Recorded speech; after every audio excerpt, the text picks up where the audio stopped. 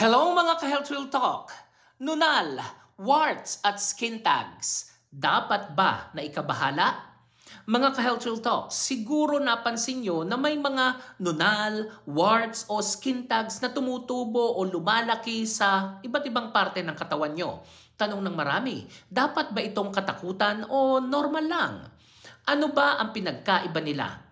Nunal o moles, normal itong bahagi ng balat. Kadalasan ay stable, pero kung ito ay lumalaki bigla, nagbabago ang kulay, nagdurugo o hindi pantay ang gilid, ito ay red flag at kailangan ng dermatology check-up para ma-rule out. Warts, dulot ito ng HPV virus, nakakahawa, lalo na kung makamot at lumipat sa ibang parte ng katawan o ibang tao. Pwedeng mawala ng kusa pero minsan kailangan ng cryotherapy o laser treatment. Skin tags o acrocordons, maliit na parang pirasong balat na nakalaylay.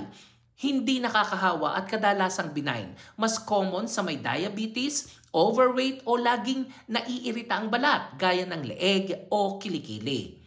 Kailan ito dapat ipatingin sa doktor? Biglang paglaki o pagbabago ng kulay, pagdurugo o pananakit, marami at paulit-ulit na tumutubo. May family history ng cancer sa balat.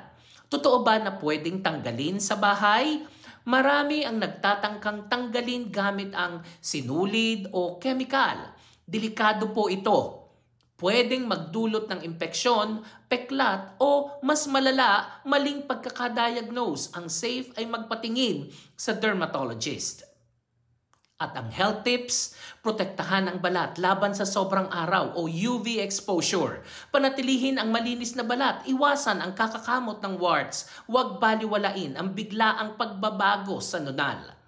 Hindi lahat ng bukol o nunal ay dapat katakutan, pero hindi rin dapat baliwalain. Mas mabuti ang maagap na pagpapatingin kaysa magsisisi ka sa huli. Ako po si Arlene para sa Health Real Talk. Have a nice day, everyone.